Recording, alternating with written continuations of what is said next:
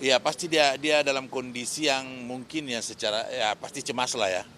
Karena dalam hal tertentu dia selalu bertanya, sebagaimana yang saya sampaikan berapa kali, bahwa dia selalu bertanya siapa yang saya bunuh Pak, kemudian dengan siapa saya berencana melakukan pembunuhan tersebut. Nah hal-hal seperti itu yang selalu bertanya kepada kami, dan kami juga sudah jelaskan bahwa ini proses harus kita lalui, dan kalaupun ada sesuatu yang tidak seperti yang kita harapkan terjadi di putusan pengadilan yang ada sekarang, maka ada tahapan berikutnya yaitu proses banding dan kasasi. Dan ini bukan akhir dari segalanya di putusan di pengadilan negeri ini. Pak, hari ini ada pihak keluarga yang turut mendampingi kah? Tidak ada, sejak awal persidangan Kuatmaruf itu kan tidak keluarganya tidak pernah hadir ya sejak awal persidangan. Dari pihak keluarga apakah menyampaikan sesuatu begitu Pak? Dari harapannya sama aja bahwa dia itu berharap bahwa Kuat ini diputus, diponis sebagaimana apa yang kualitas perbuatan yang telah dilakukan. Kalau memang dia tidak bersalah harus dibebaskan dong. Jangan kemudian orang yang tidak melakukan apa-apa, tidak bersalah dalam suatu peristiwa pidana harus dihukum. Nah hal seperti itu saya kira hal yang wajar aja pihak keluarga menyampaikannya. Dan kami pun kuasa hukum berharap seperti itu. Supaya hakim ketika memutuskan sesuatu berdasarkan apa yang menjadi bukti atau yang tersaji di persidangan.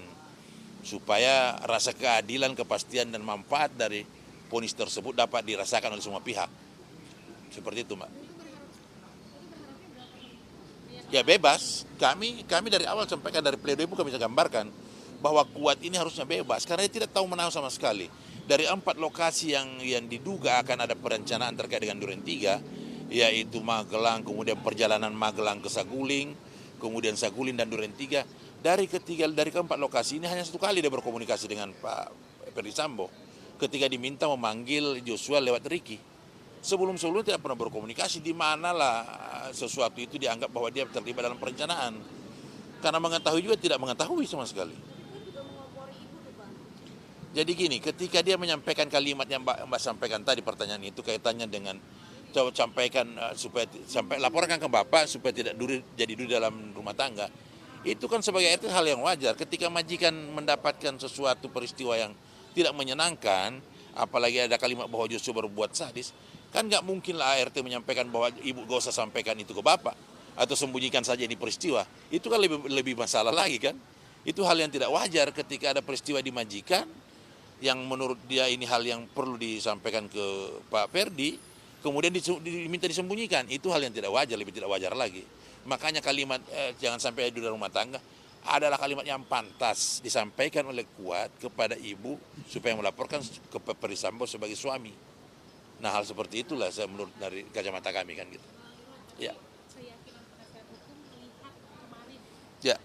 kan naikin ponisnya. Keyakinan penasihat hukum atau seperti apa? Jadi kami juga sudah menyampaikan bahwa dari beberapa peristiwa persidangan yang ada kemarin, kami sudah melaporkan, menyampaikan juga sikap majelis hakim ketika itu kaitannya dengan disampaikan bahwa klien kami buta tuli, itu kan kami sudah proseskan.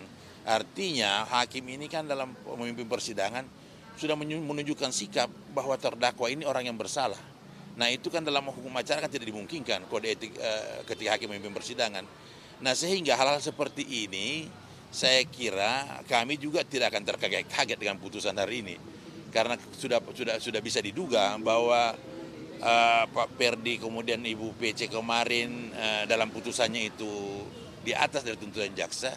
Saya kira potensi kaitannya dengan putusan Kuatmaruf bisa seperti itu juga. Tetapi kami jelaskan bahwa ini bukan akhir dari segalanya perjuangan kami menempatkan klien kami sebagai orang yang tidak bersalah, masih ada proses banding, proses kasasi dan seterusnya. Nah upaya itu pasti kami lalui. Jangankan di atas itu, di atas 8 tahun yang akan diponiskan kepada Kuat kami, sehari pun kami akan melakukan banding. Sehari pun ketika Kuat akan ditempatkan sebagai orang yang bertanggung jawab dan dihukum, kami akan melakukan banding untuk itu.